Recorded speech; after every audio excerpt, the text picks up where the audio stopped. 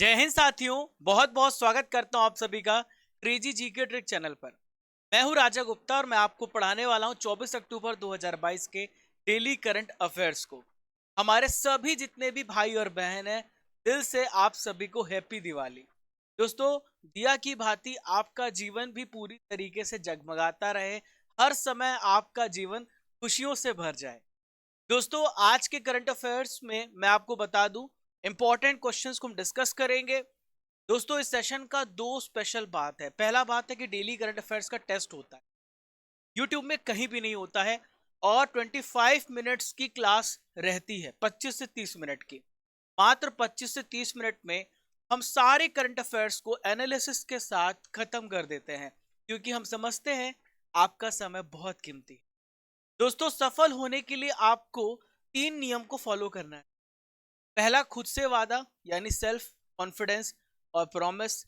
मेहनत ज्यादा, थोड़ी और मेहनत करना, और डिटर्मिनेशन, मजबूत इरादा। ये 3 रूल आपको जरूर सफल बना देंगे। आइए देखते हैं आज का सबसे पहला प्रश्न। देखिए, पहला प्रश्न ये रहा।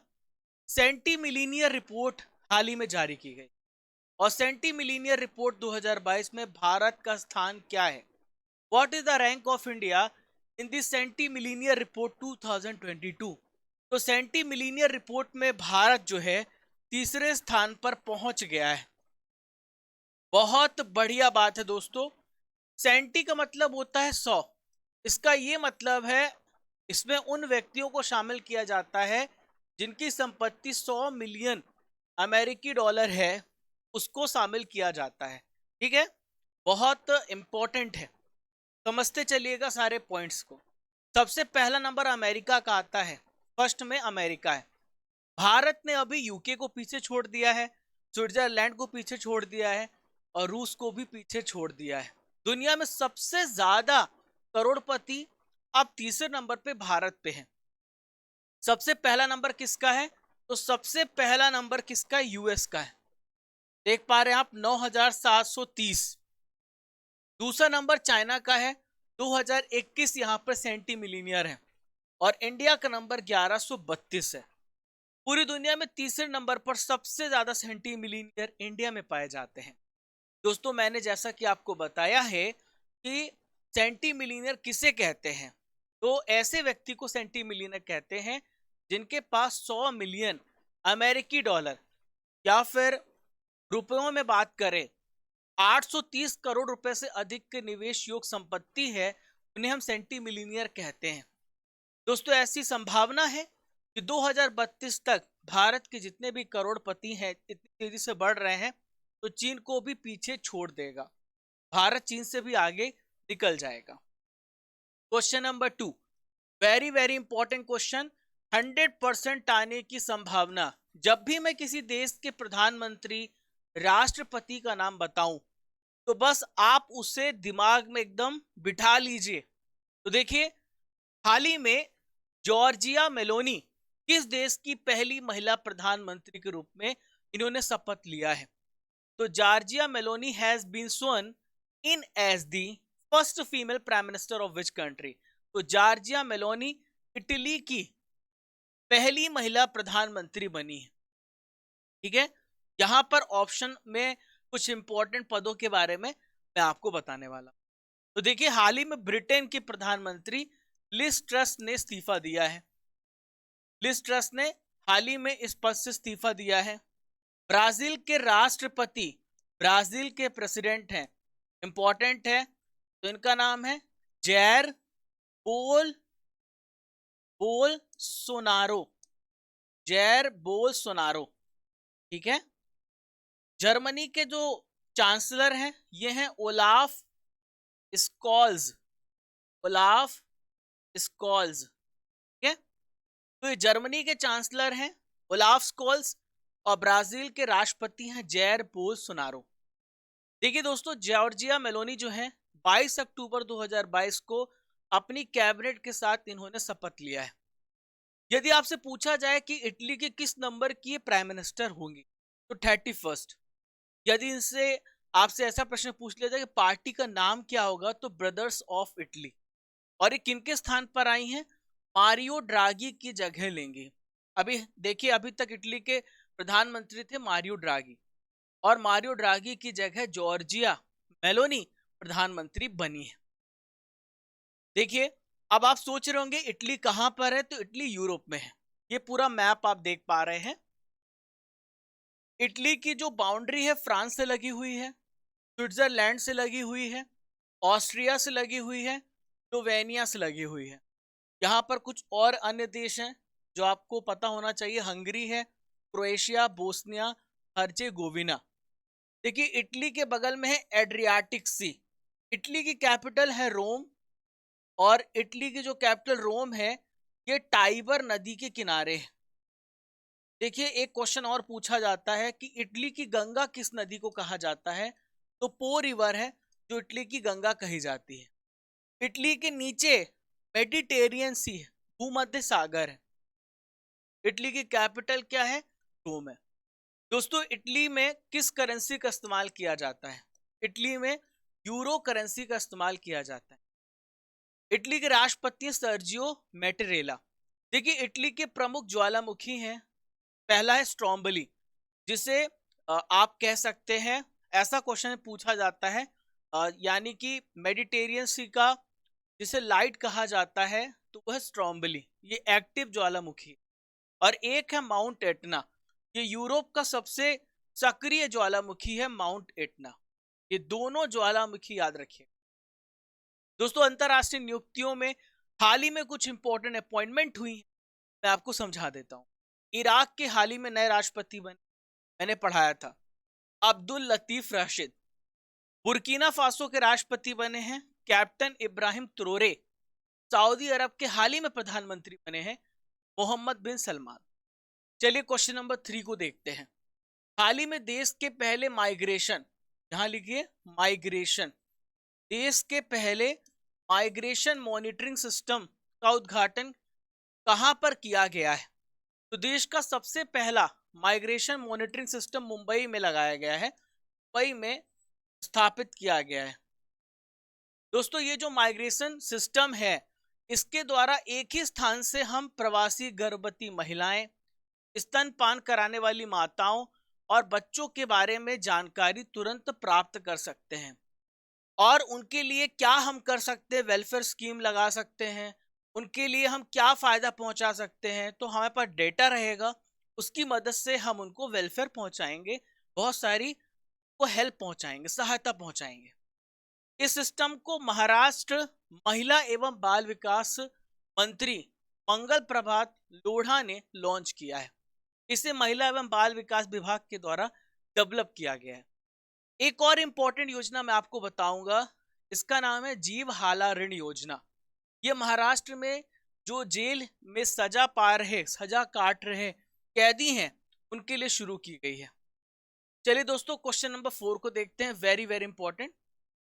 भारत में 7वां आयुर्वेद दिवस 2022 कब मनाया गया? तो भारत में 7वां आयुर्वेद दिवस 23 अक्टूबर को मनाया गया। कब मनाया गया? 23 अक्टूबर को मनाया गया। दोस्तों, भारत में जो आयुर्वेद दिवस है, धन्वंतरी जयंती पर मनाया जाता है, धन्वंतरी जी की याद पर मनाया जाता है, और ये आयुष मंत्रालय के द्वारा इस दिवस को मनाया जाता है। भारत के आयुष मंत्रालय के मंत्री हैं सर्वानंद सोनोवाल। लिख लीजिए, सर्वानंद सोनोवाल। भारत के स्वास्थ्य मंत्री हैं मनसुख मंडाविया, मनसुख मंडाविया। ठीक है, याद रखिएगा, दोनों मंत्रालय पूछा जाता है। और पहली बार आयुर्वेद दिवस 2016 में मनाया गया था। दोस्तों, धन्वंतरी कौन थे? तो इन्हें हिंदू चिकित्सा का देवता माना जाता है, और ये चंद्रगुप्त विक्रमादित्य के दरबार में थे धन्वंतरी जी। आयुर्वेद दिवस पर मुख्य कार्यक्रम आयुष मंत्रालय के द्वारा दिल्ली में आयोजित किया गया, और केंद्रीय जनजातीय मामलों के मंत्री अर्जुन मुंडा इसके मुख्य अतिथि थे। आपसे थीम पूछी जा सकती है, हर दिन हर घर आयुर्वेद। दोस्तों, आयुर्वेद का एक अपना लाभ है। जो आप डेली ड्रग्स का इस्तेमाल करते हैं, मेडिसिन का इस्तेमाल करते हैं, दवाइयों का, उसके कुछ साइड इफेक्ट होते हैं, लेकिन आयुर्वेद के कोई साइड इफेक्ट नहीं होते हैं। चलिए दोस्तों, आइए देखते हैं क्वेश्चन नंबर 5 को। इंपॉर्टेंट प्रश्न है, हाल ही में किस देश को एफएटीएफ की ग्रे लिस्ट से हटा दिया गया है? तो एफएटीएफ का फुल फॉर्म होता है फाइनेंशियल एक्शन टास्क फोर्स। तो ये लिस्ट क्या है पहले अपन ये समझते हैं। तो ये लिस्ट में उनको शामिल किया जाता है जो आतंकवाद को पोषित करते हैं, जो आतंकवाद को बढ़ावा देते हैं। तो पाकिस्तान इसमें शामिल है था, लेकिन अब पाकिस्तान को बाहर कर दिया गया है। इंपॉर्टेंट प्रश्न है। तो पाकिस्तान ने सुधार की है, ऐसी रिपोर्ट में बताई गई है, और एफएटीएफ से बाहर किया गया। लेकिन हमारे पड़ोसी देश म्यांमार को शामिल कर लिया गया है। अब ये प्रश्न आपसे बन सकता है, पूछा जा सकता है, पाकिस्तान को आउट और म्यांमार को इन किया गया है। दोस्तों, फाइनेंशियल एक्शन टास्क फोर्स ने 4 साल बाद पाकिस्तान को हटाया है। एफएटीएफ का फुल फॉर्म आप याद रखना, ठीक है, फाइनेंशियल एक्शन टास्क फोर्स। दोस्तों, म्यांमार को ब्लैक लिस्ट में शामिल किया गया है। वर्तमान में म्यांमार, ईरान और उत्तर कोरिया ये ब्लैक लिस्ट में शामिल हुए। तो फाइनेंशियल एक्शन टास्क फोर्स जो है, इसकी स्थापना 1989 में की गई है। प्रेजेंट में 39 मेंबर हैं। भारत इसका मेंबर 2010 में बना था, और टी राजा कुमार जो कि सिंगापुर के निवासी हैं, वर्तमान में इसके अध्यक्ष हैं। आप समझ गए, ऐसे देशों पर प्रतिबंध लगाया जाता है, ऐसे संगठनों पर प्रतिबंध लगाया जाता है जो आतंकवाद को प्रमोट करते हैं, उसकी फंडिंग करते हैं। वर्तमान में कौन क्या को हम डिस्कस करेंगे, ध्यान से सुनिएगा, बहुत इंपॉर्टेंट है। राज्यसभा के उपसभापति हरिवंश नारायण जी हैं। लोकसभा के महासचिव उत्पल कुमार सिंह हैं। देखिए, मैं आपको बता दूं, संसद के ये सीईओ भी हैं। संसद टीवी के सीईओ कौन है? उत्पल कुमार सिंह। राज्यसभा के महासचिव हैं पीसी मोदी। राष्ट्रीय सुरक्षा सलाहकार national security advisor Ajit Doval हैं। उप राष्ट्रीय सुरक्षा सलाहकार विक्रम मिश्री जी हैं। भारत के प्रेजेंट में मुख्य आर्थिक सलाहकार वी अनंत नागेश्वरन है। 15वें वित्त आयोग के अध्यक्ष हैं एनके सिंह। फाइनेंस कमीशन का गठन राष्ट्रपति करता है आर्टिकल 280 के तहत। 21st लॉ कमीशन के अध्यक्ष हैं बलबीर सिंह चौहान, और भारतीय रेलवे बोर्ड के अध्यक्ष हैं वीके त्रिपाठी जी, विनय कुमार त्रिपाठी जी। आप स्क्रीनशॉट ले सकते हैं, आप नोट्स जरूर बनाइए, क्योंकि नोट्स बनाने से ज्यादा चीजें आपको लंबे समय तक याद रहेंगी। क्वेश्चन नंबर 6, दिए जलाओ पटाखे नहीं, इस अभियान को किसने शुरू किया है? महत्वपूर्ण प्रश्न है। दिल्ली में प्रदूषण बहुत उच्च स्तर पर है, आप सभी को पता है। तो पटाखे जलाने से वहां पर प्रदूषण और ज्यादा फैल जाएगा। सर्दियां भी आने वाली हैं, धुआं जो होता है वो नीचे आता है। वहां के जो पार्टिकुलेट मैटर्स हैं, पीएम जो आप कह सकते हैं पार्टिकल्स का साइज है, और बड़ा हो जाता है ठंडियों के समय में। तो दिल्ली में ये कैंपेन चलाया जा रहा है, लोगों में जागरूकता बढ़ाने के लिए इसे लॉन्च किया गया है। दिल्ली में 1 जनवरी 2023 तक सभी तरह के पटाखों पर वहां के स्टोरेज करना, वहां की बिक्री करना, वहां पर यूज करना, पूर्णतः प्रतिबंध लगा दिया गया। दोस्तों, पटाखे फोड़ना वायु और ध्वनि प्रदूषण का एक प्रमुख कारण है। दिवाली के मौके पर खासकर दिल्ली पर एहतियात बरती जा रही है। चलिए क्वेश्चन नंबर 7 को देखते हैं। सर सैयद उत्कृष्टता पुरस्कार 2022 किसे दिया गया? तो सर सैयद उत्कृष्टता पुरस्कार बारबरा मेटकॉफ को दिया गया। किसको दिया गया? बारबरा मेटकॉफ को यह पुरस्कार दिया गया। बारबरा मेटकॉफ एक अमेरिकी हिस्टोरियन, इतिहासकार है, अमेरिका की इतिहासकार है। अब ये पुरस्कार किसके द्वारा दिया जाता है? एएमयू के द्वारा। एएमयू का फुल फॉर्म है अलीगढ़ मुस्लिम विश्वविद्यालय के द्वारा। तो बारबरा डे मेटकॉफ हैं, इनका शोध प्रबंध अलीगढ़ और देव प्रबंध जो कि यूपी के मुस्लिम धार्मिक विद्वानों के इतिहास के बारे में बताता है, इस वजह से इनको यह पुरस्कार मिला है। देखिए दोस्तों, यहाँ पर मैं आपको बताना चाहूंगा सर सैयद अहमद खान के बारे में। ठीक है, तो सर सैयद अहमद खान जो कि मैं आपको बता दूं अलीगढ़ मुस्लिम विश्वविद्यालय के संस्थापक हैं। ठीक है, तो सर सैयद अहमद खान, इनका जन्म दिवस 17 अक्टूबर को हर साल सैयद दिवस के रूप याद किया जाता है। इन्होंने 1877 को सैयद अहमद खान ने अलीगढ़ में मोहम्मदन एंग्लो ओरिएंटल कॉलेज की स्थापना की। बाद में इस कॉलेज को एएमयू में बदल दिया गया। क्वेश्चन नंबर 8 दोस्तों, हाल ही में यूएनएचआरसी की विशेष दूत के रूप में नियुक्त होने वाली पहली भारतीय और एशियाई कौन बन गई? बहुत अच्छा प्रश्न है। तो दोस्तों पहली भारतीय बन गई हैं डॉक्टर केपी अश्वनी।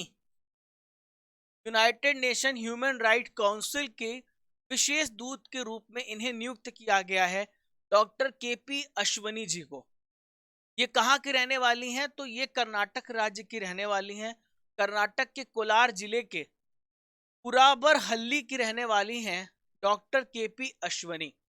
दोस्तों इन्हें क्यों नियुक्त किया गया है? तो नस्लवाद, नस्ली भेदभाव, जेनोफोबिया, इनसे संबंधित बहुत सारे जो मुद्दे हैं, इसके लिए इन्हें विशेष दूत किया गया ताकि इसे धीरे धीरे खत्म किया जाए और लोगों तक अवेयरनेस फैलाई जाए इनके मदद से।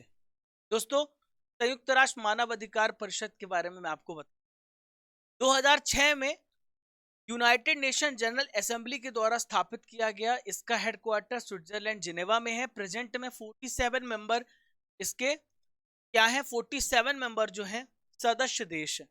और वोल्कर तुर्क जो कि ऑस्ट्रिया देश के हैं, मानव अधिकार के लिए उच्चायुक्त हैं। आज का आखिरी प्रश्न दोस्तों, इसरो के आदित्य L1 मिशन का प्रधान वैज्ञानिक किसे नियुक्त किया गया है? Who has been appointed as the principal scientist of ISRO's Aditya L1 mission? तो प्यारे साथियों, डॉक्टर शंकर सुब्रमण्यन के, डॉक्टर शंकर सुब्रमण्यन के को अपॉइंट किया गया है इसरो के आदित्य L1 मिशन का प्रधान वैज्ञानिक। दोस्तों इसरो ने UR राव सैटेलाइट सेंटर जो कि बेंगलुरु कर्नाटक में है, वहां के एक सीनियर वैज्ञानिक का नाम है डॉक्टर सुब्रमण्यन के को आदित्य L1 मिशन का प्रधान वैज्ञानिक नियुक्त किया है। चलिए करंट अफेयर्स की रसमलाई आप सभी के सामने आ गई है। मई 2022 के महत्वपूर्ण प्रश्नों को हम डिस्कस करने वाले। 8000 मीटर से ऊंची 5 चोटियां फतह करने वाली पहली भारतीय महिला कौन बनी है? प्रियंका मोहिते। T20 में सबसे अधिक अर्धशतक लगाने वाले खिलाड़ी कौन है? तो डेविड वार्नर है। भारत ने 2020 के दौरान मृत्यु दर में कितने प्रतिशत की वृद्धि दर्ज की है? 6.2%। इसरो किस वर्ष शुक्रयान 1 को भेजेगा? 2024 में। गगनयान 2023 में। और चंद्रयान 3 आपको पढ़ाया था जून 2023 में, इसको भी भेजेगा। दोनों मिशन याद रखना। कांस फिल्म फेस्टिवल किस देश को कंट्री ऑफ ऑनर चुना गया है? तो प्यारे साथियों भारत को चुना गया है। भारत की पहली आदिवासी स्वास्थ्य वेधशाला किस राज्य में खोली जाएगी? उड़ीसा में। दोस्तों T10 सीरीज आप सभी के सामने आ गई है। 10 प्रश्न जो आपको डेली मैं कराता हूं, आपका टेस्ट लेता हूं, रेडी हो जाइए। तो जैर बोल्सोनारो किस देश के राष्ट्रपति हैं? तो जैर बोल्सोनारो हाल ही में किस देश के राष्ट्रपति, पहले भी बने हुए हैं, किस देश के राष्ट्रपति आपको बताना है, मैंने आपको पढ़ाया। तो ये कहां के राष्ट्रपति हैं? ब्राजील के प्रेसिडेंट हैं। ठीक है, याद रखिएगा, इंपॉर्टेंट है। रोम किस नदी के किनारे हैं? जल्दी से बताइए, रोम किस नदी के किनारे हैं? तो रोम टाइबर नदी के किनारे है। रोम इटली की कैपिटल है। कमेंट बॉक्स पे उत्तर दीजिए, मैं हर एक बच्चे का कमेंट पढ़ता हूं। सेंटीमिलीनियर रिपोर्ट 2022 में पहला स्थान किस देश का है? तो सेंटीमिलीनियर रिपोर्ट में पहला स्थान अमेरिका का है। भारत का स्थान तीसरा है। दूसरा स्थान किस देश का है? चाइना का है। जॉर्जिया मेलोनी किस देश की प्रधानमंत्री बनी है? तो हाल ही में जॉर्जिया मेलोनी किस देश की प्रधानमंत्री बनी? इटली की। ठीक है, किसकी है? इटली की। न्यूजीलैंड की प्रधानमंत्री कौन है? जेसिंडा आर्डन, पढ़ाया था आपको। और ऑस्ट्रेलिया के प्रधानमंत्री कौन है? इनका क्या नाम है? Anthony Albanese. पोलैंड के आपको बताना है होमवर्क आपका। इटली की राजधानी क्या है? तो इटली की कैपिटल क्या है? रोम है। माउंट एटना ज्वालामुखी किस देश में है? माउंट एटना और स्ट्रोम्बली दोनों कहां पर है? इटली में है। जीवहाला ऋण योजना किस राज्य से संबंधित है? तो जीवहाला ऋण योजना का संबंध महाराष्ट्र राज्य से है। पहला आयुर्वेद दिवस किस वर्ष मनाया गया था? तो पहला आयुर्वेद दिवस 2016 में मनाया गया था। सर्बानंद सोनोवाल किस मंत्रालय के मंत्री हैं? तो प्यारे साथियों, ये आयुष मंत्रालय के मंत्री हैं। ठीक है। स्वास्थ्य मंत्रालय के मंत्री कौन है? स्वास्थ्य मंत्रालय के मंत्री मनसुख मंडाविया। रक्षा मंत्रालय राजनाथ सिंह। पेट्रोलियम मंत्री हैं हरदीप पुरी। क्या नाम है इनका? हरदीप पुरी जी। FATF की स्थापना किस वर्ष की गई? पढ़ा है ना फाइनेंशियल एक्शन टास्क फोर्स। तो 1989 में FATF की स्थापना हुई है। चलिए दोस्तों, यहां पर रिवीजन करेंगे हम 22 अक्टूबर 2022 के इंपॉर्टेंट करंट अफेयर्स को। कल आपका वीकली करंट अफेयर्स था। हर संडे वीकली करंट अफेयर्स होता है। अब मैराथन आने वाली है दोस्तों। हर महीने अब आपको मैराथन मिलेगी। ठीक है, रेडी हो जाइए मैराथन के लिए। भारत के नए रक्षा सचिव के रूप में किसे नियुक्त किया गया है? तो नए रक्षा सचिव बनाए गए हैं गिरिधर अरमाने। लिज ट्रस किस देश के प्रधानमंत्री थी? तो ब्रिटेन की प्रधानमंत्री थी। हाल ही में इन्होंने इस्तीफा दिया है। चंद्रयान 3 का प्रक्षेपण कब किया जाएगा? तो चंद्रयान 3 का प्रक्षेपण जून 2023 में किया जाएगा। किस देश में बाढ़ के कारण आपातकाल की घोषणा की गई? तो बहुत ज्यादा बाढ़ आई है चाड में। काशी तमिल संगम का आयोजन कहां किया जाएगा? तो काशी में किया जा रहा है, बनारस में।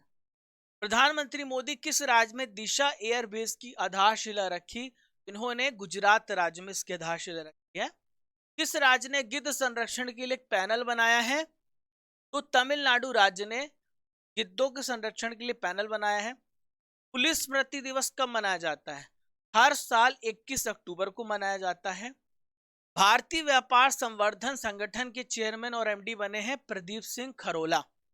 किस IIT ने 2021 और 22 के लिए राष्ट्रीय बौद्धिक संपदा पुरस्कार जीता है? तो ये IIT मद्रास है। दोस्तों, आज का प्रश्न आप सभी के लिए, भारत का पहला माइग्रेशन मॉनिटरिंग सिस्टम किस राज्य में शुरू हुआ है? कमेंट बॉक्स पर इसका उत्तर देना है। मात्र 25 से 30 मिनट की हमारी क्लास होती है केवल, और इसमें आप 200 से महत्वपूर्ण जानकारी सीख जाते हैं। और साथियों, हमारा प्रयास है कम समय में क्वालिटी करंट अफेयर्स और स्टैटिक जीके आपको प्रोवाइड करना। हमारा मकसद है आपके समय को भी बचाना। तो दोस्तों, ऐसे ही अगर सेशन आपको अच्छा लग रहा है, एक बच्चा केवल अपने एक दोस्तों को शेयर कर सकता है। इसकी PDF आपको फ्री में crazy GK trick _official_ channel Telegram पर मिल जाएगी। इसका लिंक भी दिया गया है। और इसके अलावा क्रेजी जीके ट्रिक एप्लीकेशन को डाउनलोड कर लीजिए, वहां पर आपको PDF फ्री में मिल जाएगी। और दिवाली ऑफर, दिवाली 90 का कोड यूज करके आप कोर्स और PDF अभी पा सकते हो। 18 से लेके 24 अक्टूबर तक लिमिटेड टाइम के लिए है। और दोस्तों, साइंस बैच अभी लाइव है। आप अभी पढ़ सकते हैं, मेरे साथ लाइव जुड़ सकते हैं, फॉलो कर सकते हैं हमें आप डिफरेंट सोशल मीडिया प्लेटफॉर्म। चलिए दोस्तों, अब चलने का समय हो गया है। हैप्पी दिवाली दोस्तों। खुश रहो, मुस्कुराते रहो और खूब मस्ती करिए। माता पिता का आशीर्वाद हमेशा रहे आप सभी पर। भगवान हमेशा आप सभी को खुश रखे, यही राजा की आप लोगों आए हैं। और दोस्तों, फिर मिलेंगे इसी ऊर्जा इसी जोश के साथ। जब तक तोड़ेंगे नहीं तब तक। जय हिंद, जय भारत।